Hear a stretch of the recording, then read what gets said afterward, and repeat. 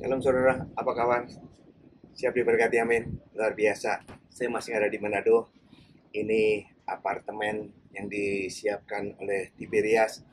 Luar biasa, saya ada di lantai 2. Luar biasa di tempat ini bersama dengan Iskia, Renot, ditemani untuk kita jalan-jalan di Manado. Kalau di Surabaya, saya hari-harinya adalah berenang. Kalau di sini, saudara, luar biasa, makan. Dan makanannya babi semua. Luar biasa, saudara. Saudara pernah ke Manado, jangan sampai lupa makan rahang tuna. Wah, luar biasa itu rahang tuna. Luar biasa, saudara. Saudara bisa makan rahang tuna hanya dengan 40.000. Pilihan 35 atau 40. 40.000. Nasinya gratis, dapat sayur kangkung, cak kangkung, dapat minum, nambah gratis, cuman bayar 40.000. Wow, saudara, jadi jangan salahkan saya, saudara, kalau saya ada di Manado, perut saya jadi tambah buncit. Tapi percayalah, dimanapun Tuhan menempatkan, Tuhan pasti menyertai memberkati. Amin. Kita siap diberkati? Tekan kepala kita berdoa. Hambamu sudah siapkan Tuhan segala sesuatu biar pengurapan-Mu ada menyertai memberkati hamba di Manado, Tuhan, untuk menjadi berkat dimanapun jemaat-Mu yang berada, Tuhan. Mereka mendengar, mereka percaya, mereka juga diberkati.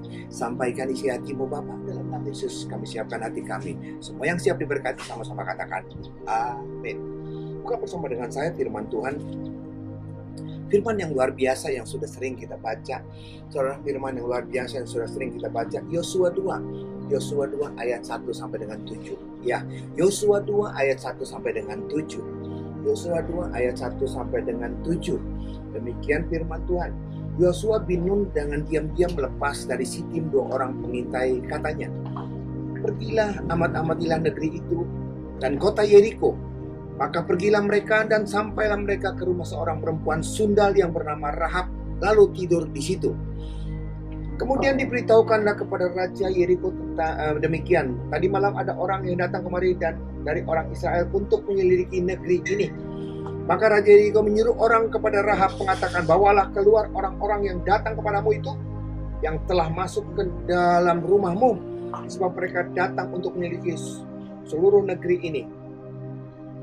Tetapi perempuan itu telah membawa dan menyembunyikan kedua orang itu. Berkatalah ia, "Memang orang-orang itu telah datang kepadaku, tetapi aku tidak tahu. Memang orang-orang itu telah datang kepadaku, tetapi aku tidak tahu dari mana mereka.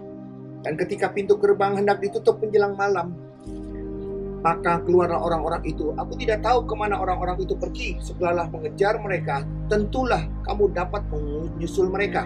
Tetapi perempuan itu telah menyuruh keduanya naik ke sotoh rumahnya dan menyembunyikan mereka di bawah timbunan batang rami yang ditebarkan di atas sotoh itu. Maka pergilah orang-orang itu mengejar mereka ke arah sungai Yordan dan ke tempat-tempat penyeberangan, dan ditutuplah pintu gerbang segera sesudah pengejar-pengejar itu keluar. Saudara, ini ayat sudah tidak asing lagi buat saudara dan saya.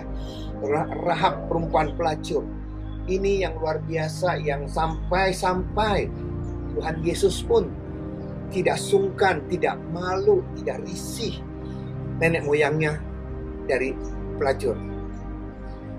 Rahab jujur, seorang pelacur, dan dia bisa mengubah takdirnya, kutuk menjadi berkat. Kita tahu pelacur seperti apa. Kalau sampai ada orang-orang dekat kita, saudara kita, teman kita, ibu atau siapapun yang punya profesi sebagai pelacur, siapapun, kalau dia ibu kita, kalau dia istri kita, kalau dia mamah, ibu, orang tua kita, siapapun, mereka tidak pernah akan enak dan risih berkata, "Aduh, dia yang berlakukannya," tetapi kita semua yang saudara-saudara yang menanggung malu. Kemanapun kita berada, kemanapun kita melangkah, predikat daripada si Rahab perempuan pelacur itu terus ada menempel di dalam setiap saudara-saudara mereka. Orang tua mereka tidak akan merasa bangga. Orang tua mereka akan merasa menyesal punya anak seperti Rahab. Kenapa aku punya anak? Kalau tahu aku punya anak seperti ini, lebih baik aku tidak punya anak. Kenapa aku dilahirkan dari seorang pelacur? Kenapa mamaku seorang pelacur? Kenapa ini dan aku tidak bisa kuliah, aku tidak bisa sekolah. Semua orang menuding, semua orang melecehkan, semua orang menghina aku. Siapapun yang dilibatkan, dihubungkan dengan namanya si Rahab pelacur, mereka pasti akan merasa risih. Mereka akan merasa malu. Karena apa? Karena Rahab pelacur. Saudara, bagaimana keadaan si Rahab sendiri? Keadaan Rahab yang luar biasa, saudara. Dia tidak melihat keadaan ini sebagai satu titik yang mematikan. Maksud saya seperti ini. Dia boleh punya perasaan, dia boleh sebagai pelacur. Dalam keadaan seperti itu, bisa saja Rahab merasa putus asa, merasa jijik, merasa kotor, merasa putus asa, jijik, kotor, dan tidak ada masa depan lagi. Ibaratnya sudah terlanjur basah, ya sudahlah. Aku juga tidak mau. Berbagai macam alasan ada di dalam diri dia. Tetapi satu hal yang luar biasa, Rahab tidak menyerah dengan keadaan yang dia alami. Apa saudara? Rahab tidak menyerah oleh karena keadaannya itu. Saudara, ini menjadi pembelajaran buat setiap kita. Ini menjadi pembelajaran buat saudara dan saya, pembelajaran buat kita. Masalah problem, ingat, selama kita hidup di dalam dunia, selama itu pula masalah akan ada menyertai kita. Oleh karena itu, masalah tidak bisa kita hindari. Masalah adalah harus kita hadapi. Masalah, kalau jangan jadikan masalah itu, jangan sampai masalah itu membuat kita jadi mati. Kita putus asa, masa depan kita suram, kita bersungut-sungut, kita marah, kita masa bodoh. Karena kita berpikir habis segala-galanya. Masalah jangan sampai membuat kita menjadi mati. Ada amin saudara? Masih ada pengharapan. Katakan pada kiri kananmu, masalah jangan sampai membuat engkau binasa. Masih ada jalan keluar bersama dengan Dia. Dia sanggup membalikan keadaan. Bagi Dia tidak ada yang mustahil. Amin. Ini luar biasa. Kita lihat saudara. Terus bagaimana kelanjutannya? Waktu Yosua 2. Dalam Yosua 2 ayat 3 sampai dengan 5. Raja Yeriko menyuruh orang kepada Rahab mengatakan, bawalah keluar orang-orang yang datang kepadamu itu, yang telah masuk ke dalam rumahmu, sebab mereka datang untuk menyelidik seluruh negeri ini.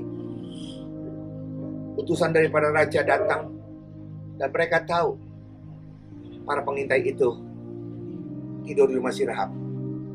Disinilah keputusannya. Disinilah keputusannya. Kita akan tetap stay di sana atau kita akan bangkit. Segala sesuatu tindakan kita ada resikonya. Beranikah kita membayar segala sesuatu untuk keluar? Saudara, untuk keluar dari tempat kenyamanan kita. Kita perlu keluar, kita perlu bergerak. Tidak ada perubahan yang terjadi selama kita tidak pernah berani beranjak keluar daripada kenyamanan. Keluar daripada kondisi kita. Ambil satu tindakan. Lebih baik kita gagal daripada kita tidak bergerak. Apa jawab si Rahab? Perempuan itu telah membawanya dan menyembunyikan kedua orang itu. Dia berkata, memang orang-orang itu tidak datang padaku, tetapi aku tidak tahu mereka kemana. Saudara, perempuan itu ayat 6 menyuruh kedua orang naik ke sotoh itu dan menyembunyikan mereka di bawah timbunan batang rami dan ditebarkan di atas sotoh itu. Inilah yang dilakukan oleh si perempuan itu. Ini yang dilakukan oleh si perempuan itu, dan dia menyembunyikan pengintai di sotoh rumahnya. Kalau saja hal ini ketahuan sama raja, bukan saja pengintai yang ketangkap dibunuh, dia pun dapat hukuman. Tapi dia mengambil sikap seperti itu. dan dia bertindak. Yang menjadi pertanyaan buat saya seperti ini, saudara, kok tahu dia? Kok tahu ada pengintai? Kok tahu? Kenapa dia berani bersikap seperti itu? Menyembunyikan para pengintai. Ini yang saya katakan, kita boleh punya masalah, tetapi itu jangan sampai menguasai seluruh diri kita. Kita punya masalah, saudara. Orang boleh buta matanya, tapi telinganya tidak tuli. Orang boleh buta, tetapi dia tidak bisu. Orang boleh buta, tapi dia masih sempurna tangan dan kaki. Jangan sampai karena mata buta, seolah-olah semuanya ikut buta. Dan akhirnya melumpuhkan saudara dan saya. Yang takut, yang gentar. Tapi mata boleh buta, telinga mendengar, mulut bicara. Kok bisa seperti itu, Pak? Itulah Rahab. Kita lihat di dalam ayat Yosua 2 ayat 9 dan 10. Dan berkata kepada orang-orang itu, aku tahu, Rahab berkata seperti ini, aku tahu bahwa Tuhan telah memberikan negeri ini kepada kamu, dan bahwa kengerian terhadap kamu telah menghinggapi kami, dan segala penduduk negeri ini gemetar menghadapi kamu. Sebab kami mendengar bahwa Tuhan telah mengeringkan air laut Tebrau di depan kamu, ketika kamu berjalan keluar dari Mesir, dan apa yang kamu lakukan kepada kedua orang raja, orang Amori yang di seberang sungai Yordan itu, yakni kepada Sihon dan Og yang telah kamu tumpas. Saudara, ini yang luar biasa. Ternyata dalam keadaannya dia sebagai pelacur, dia punya telinga yang terus mendengar. Apa yang dilakukan? Waktu dia menjalankan profesinya, dia mendengar. Dan bukan sekedar mendengar, dia mencatat di sini. Apa yang dia dengar dan apa yang dia tahu. Kengerian daripada orang-orang. Kengerian daripada orang-orang di Kanaan di sana. Menghadapi penduduk. Mereka gemetar. Mereka ketakutan. Sebab kami mendengar bahwa Tuhan telah mengeringkan air laut Tebrau di depan kamu. Judul khotbah saya pada saat kesempatan ini, jangan putus asa. Amin. Masalah boleh ada menyertai kita, tapi jangan sampai masalah itu menguasai seluruh kita. Kita boleh buta, tetapi kita bisa punya telinga untuk mendengar. Rahab memang pelacur.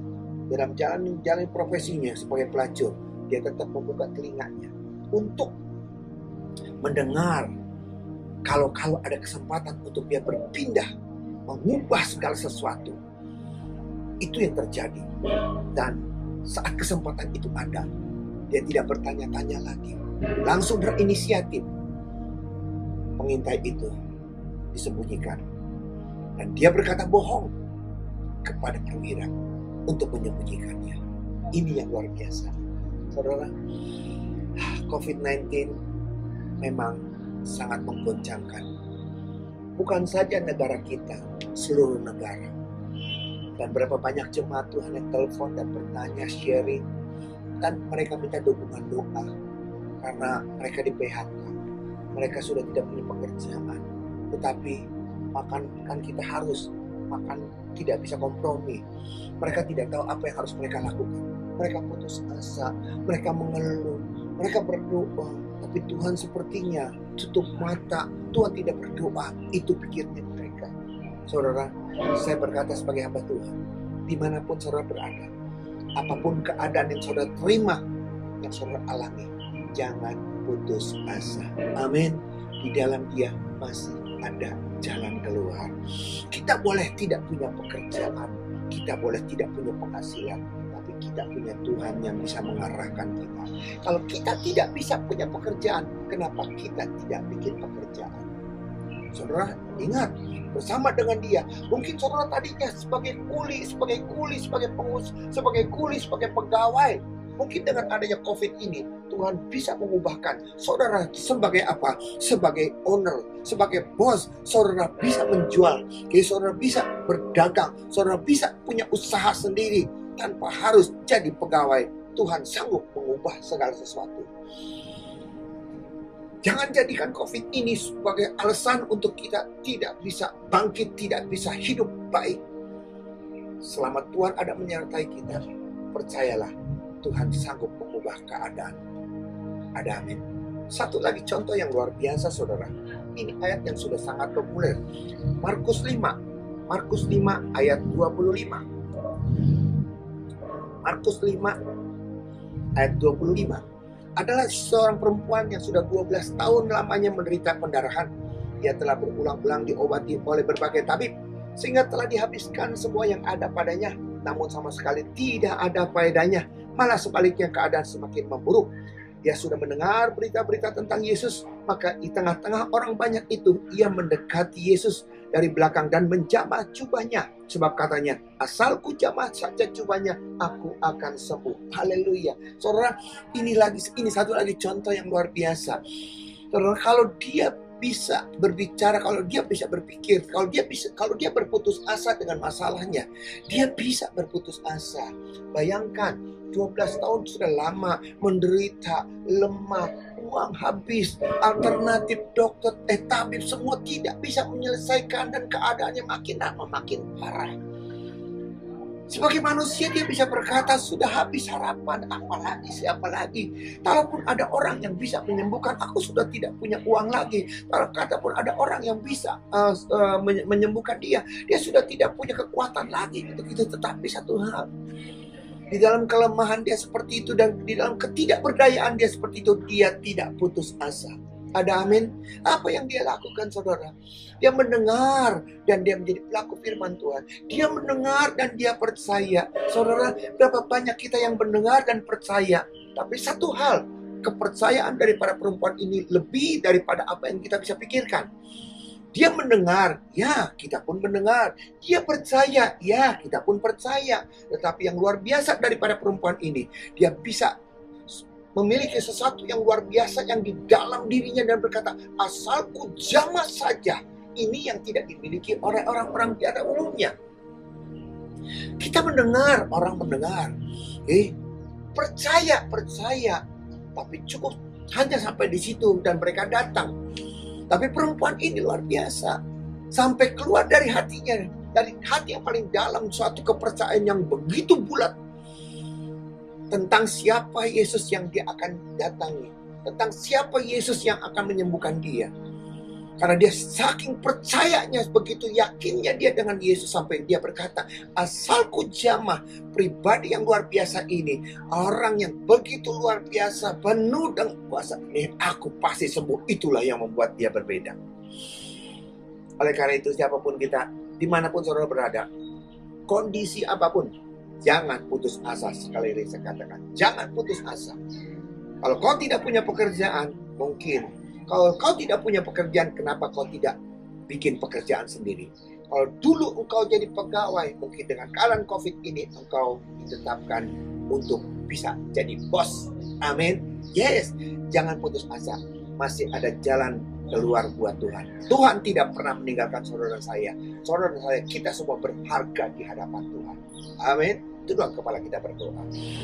Terima kasih Tuhan, kau mengajarkan kepada kami Tuhan dengan firman-Mu.